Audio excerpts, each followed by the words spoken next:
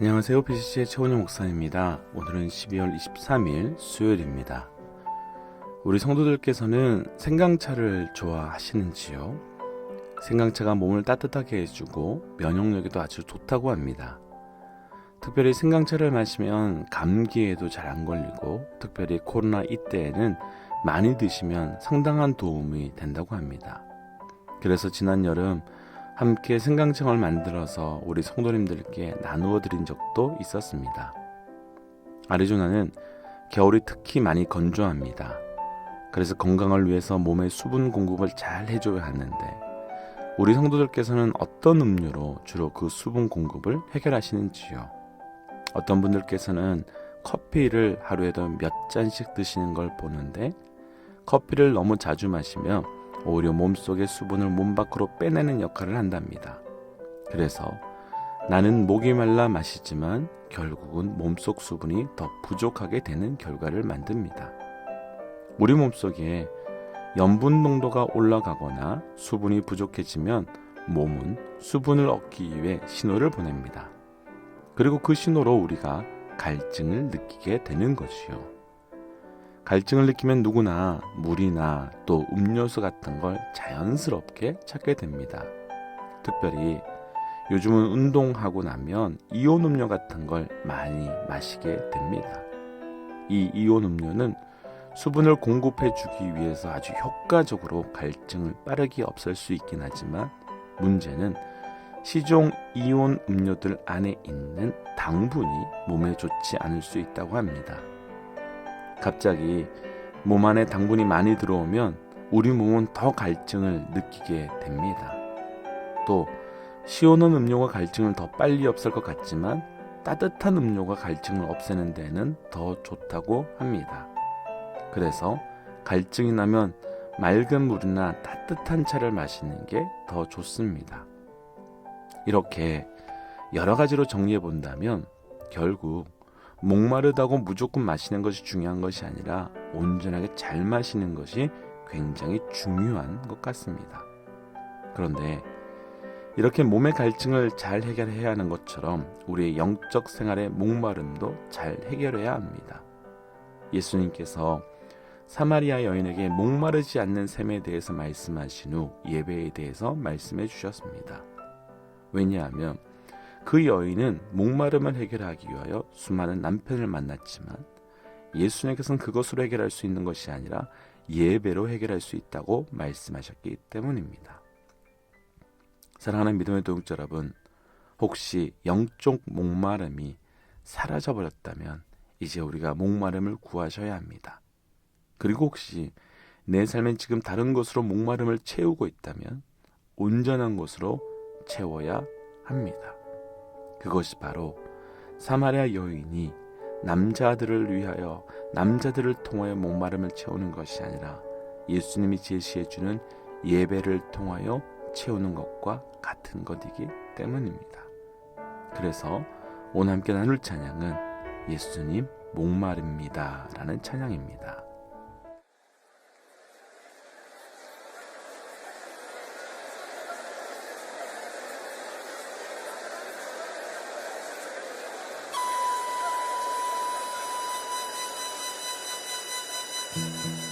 예수님 목마릅니다.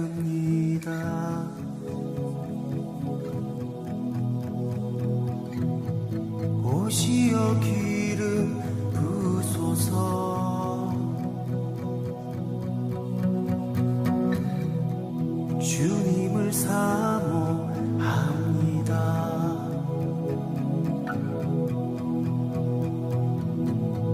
오셔서 채워 주소서. 성령의 불로 성령의 불로 임하소서 임하소서. 성령의 불로 성령의 불로 기름 부소서.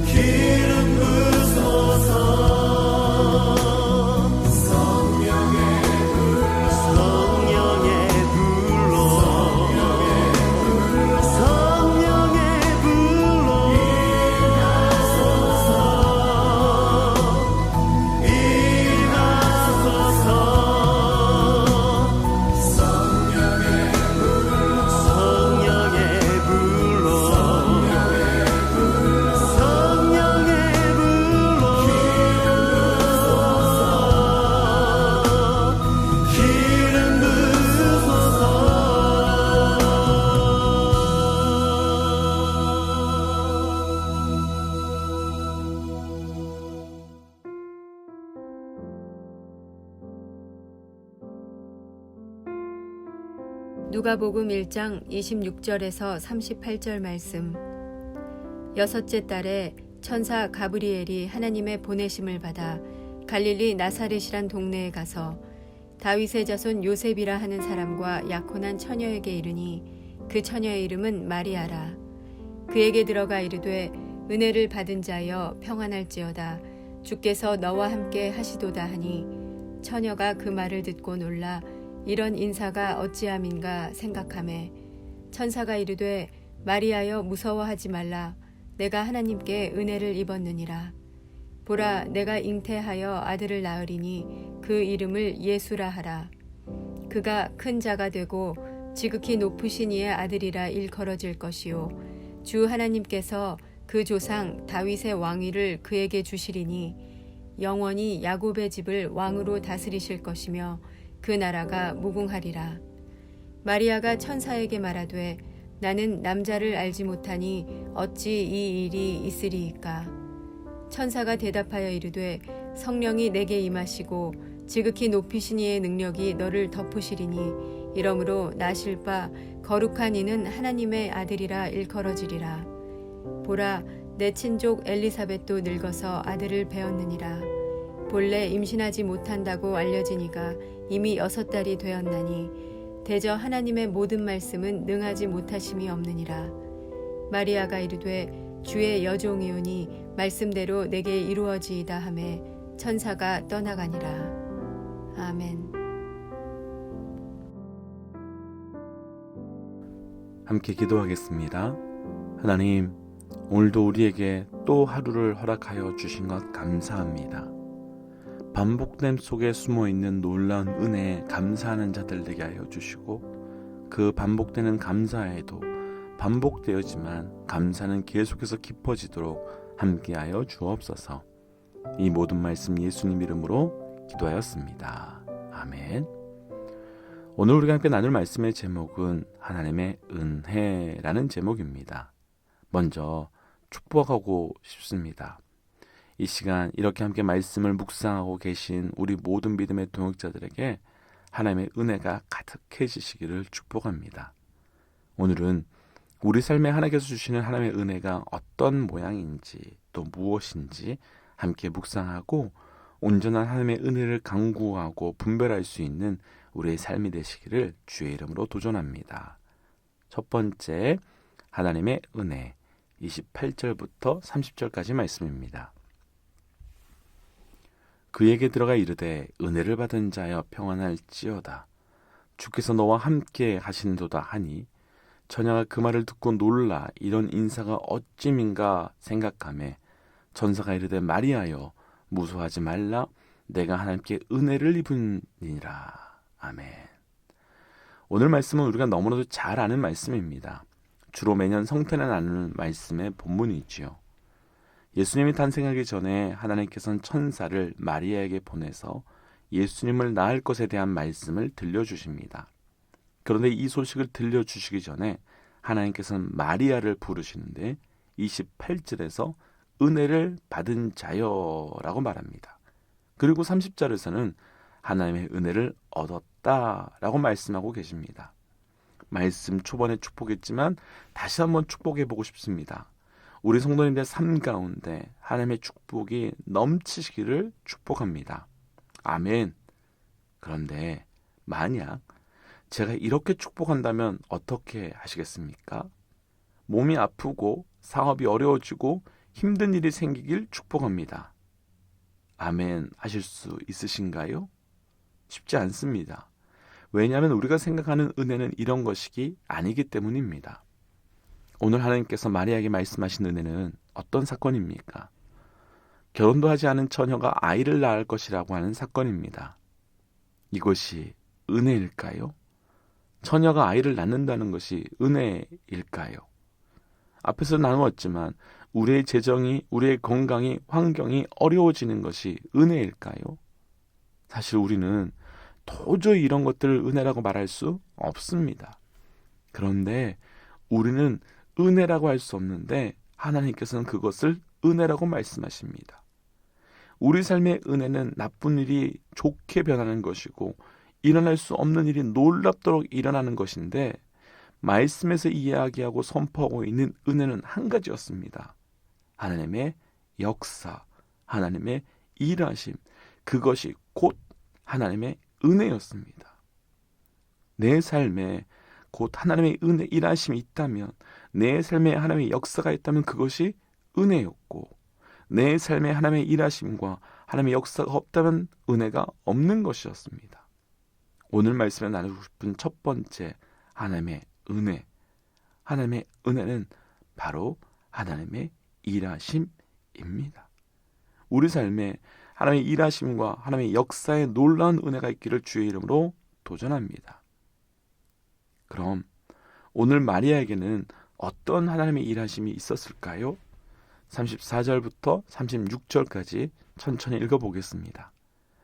마리아가 천사에게 말하되 나는 남자를 알지 못하니 어찌 이 일이 있으리이까? 천사가 대답하여 이르되 성령이 내게 임하시고 지극히 높으신 이의 능력이 너를 덮으시리니 이러므로 나실 바 거룩한 이는 하나님의 아들이라 일컬어지리라. 보라, 내 친족 엘리사벳도 늙어서 아들을 배었느니라. 본래 임신하지 못한다고 알려진 이가 이미 6달이 되었나니. 아멘. 천사가 은혜가 임했다고 하면서 너가 아기를 낳을 것이라고 말합니다. 그러자 마리아가 나는 아직 처녀입니다. 결혼도 안 했습니다. 라고 대답합니다. 그랬더니 천사가 36절에서 1장 전반부에 나온 엘리사벳의 이야기를 합니다. 그 사람도 아이를 낳았고 그와 같이 너도 아이를 낳을 것이다. 만약 우리가 이 자리에 있는다면 하나님, 어떻게 이것이 하나님의 은혜입니까? 라고 질문하지 않으시겠습니까? 엘리사벳이 아이를 낳는 것은 정말 은혜입니다. 그런데 내가 아이를 낳는다는 것은, 마리아가 아이를 낳는다는 것은 돌맞아 죽을 일입니다. 아무리 하나님께서 천사를 보내와서 말씀하신다고 해도 아픈 것은 아픈 것이고 힘든 건 힘든 것이고 어려운 일은 어려운 일인데 어찌 그것을 하나님의 은혜라고 말할 수 있고 어찌 그것을 그렇게 받아들일 수 있겠습니까? 그런데 우리가 한번 생각해 보고 싶습니다. 우리 삶에 이런 일이 생기는 것을 은혜라고 할 수 있을까요? 아니면 거부할 수 있을까요? 내가 아픈 것을 어떻게 은혜라고 말할 수 있고 내가 망하는 것을 어떻게 은혜라고 말할 수 있을까요? 내가 갑자기 살 길이 막막해지는데 어떻게 은혜라고 말할 수 있을까요? 그런데 먼저 도전하며 축복하고 싶습니다. 하나님의 은혜 두 번째 나누고 싶은 그 축복은 우리의 눈으로 보는 것이 아니라 하나님의 눈으로 볼 때 이루어지게 되는 겁니다. 사랑하는 믿음의 동지 여러분, 우리의 삶에서 나의 눈으로 봄이 아니라 하나님의 눈으로 봄을 통하여 수없이 펼쳐지고 있는 주의 놀라운 은혜를 경험하시기를 주의 이름으로 도전합니다. 우리 성도들의 삶 속에 할 수만 있다면 하나님의 뜻이 엘리사벳과 같은 은혜를 통해 이루어지기를 축복합니다. 그러나 어떤 분들에게는 거부하고 싶고 외면하고 싶고 인정하고 싶지 않은 일들을 통해 하나님의 일을 이루어 가시는 그 아픔과 실패와 고통의 은혜가 분명히 있습니다. 어떤 사람은 그 고통을 통해 다른 사람이 세워져 가기도 하고, 어떤 사람은 고통을 통해 교회가, 어떤 사람은 고통을 통해 가정이 세워지기도 합니다.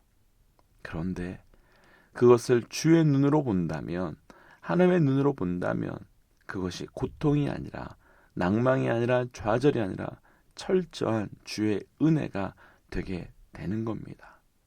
오늘 이 말씀 가운데 마리아의 삶을 통하여 하나님의 일하심이 있고 마리아는 그것을 보게 되었습니다. 우리 삶에도 동일한 고백을 통하여 그 삶에 주께서 보여주시는 것을 보고 하나님의 은혜를 고백할 수 있으기를 주의 이름으로 축복합니다. 그럼 우리는 이 고통의 시간 가운데 그냥 넋놓고 그냥 앉아 있기만 하면 되는 걸까요? 아닙니다. 우리 삶의 그 모든 상황이 하나님의 은혜가 되기 위하여 우리가 해야 되는 것 한 가지가 있습니다. 37절과 38절입니다. 대저 하나님의 모든 말씀은 능하지 못하심이 없느니라. 마리아가 이르되 주여 여종이오니 말씀대로 내게 이루어지이다 하매 천사가 떠나가니라. 아멘. 마리아는 거절하지 않습니다. 거절하는 말 대신에 말씀대로 이루어지길 원합니다 라고 고백합니다. 그리고 마리아가 고백한 대로 그 모든 말씀은 이루어졌습니다. 마리아가 말씀대로 이루어지길 원한다고 했을 때 그 원하는 말씀은 어떤 말씀입니까? 36절에서 엘리사벳이 늙었음에도 불구하고 아이를 낳은 사건, 또 처녀인 내가 아이를 임신한 사건, 그 모든 것을 말하고 있는 겁니다. 늙어서 아이를 낳지 못하는 여인이 아이를 낳았다면 분명한 것은 결혼하지도 않은 나도, 우리도, 마리아도 아이를 낳을 수 있는 겁니다. 아무것도 없이 40년 동안 광야 가운데 이스라엘 백성들이 먹고 마시고 살아났다면 광야 같은 삶을 살고 있는 우리 삶에도 그 역사가 분명하게 일어날 수 있는 겁니다. 이미 죽어서 며칠이나 지나 살아날 수 없는 나사로가 살았다면 우리 안에도 있는 질병 가운데 분명하게 회복할 수 있게 되는 겁니다. 언제 그렇게 되는 겁니까? 우리가 입을 열어 심령 깊숙이 말씀대로 내게 이루어지라 라고 선포할 때 이루어지는 겁니다. 오늘 말씀에서 나누고 싶은 세 번째 하나님의 은혜, 말씀에 대한 믿음이 바로 우리 삶의 하나님의 은혜입니다. 오늘 우리 삶에 예수님께서 이 땅에 오심의 사건이 그대로 이루어진 것 같이 동일하게 그 사건이 우리에도 이루어져서 예수님께서 내 삶에 찾아와 만나 주심을 경험하는 하루가 되시기를 주의 이름으로 축복하며 도전합니다. 함께 기도하겠습니다. 하나님, 나를 위하여 예수 그리스도를 이 땅에 보내주신 은혜 감사합니다. 때로는 우리 삶에 거부하고 싶은 하나님의 일하심과 부르심, 인정하고 싶지 않는 하나님의 역사 앞에 마리아와 같이 반응할 때도 있지만 우리가 그 놀라는 마리아의 반응을 뛰어넘어 믿음으로 반응하는 마리아의 삶이 되게 하여 주옵소서. 그래서 우리 삶에 철저히 하나님의 일하심만이 나타나는 삶이 될 수 있도록 역사하여 주옵소서. 이 모든 말씀 예수님 이름으로 기도드렸습니다. 아멘. 사랑하는 믿음의 동역자 여러분, 어제와 동일하게 또 광고드립니다. 오늘은 수요 다락방 예배가 또 말씀의 통독 시간으로 보내게 되고요. 또 25일 오전 10시에는 우리가 영상으로 함께 예배드릴 예정입니다. 시간과 장소를 분별해 주시기를 부탁드리겠습니다. 지금까지 BCC의 최원영 목사였습니다. 하나님은 살아계십니다.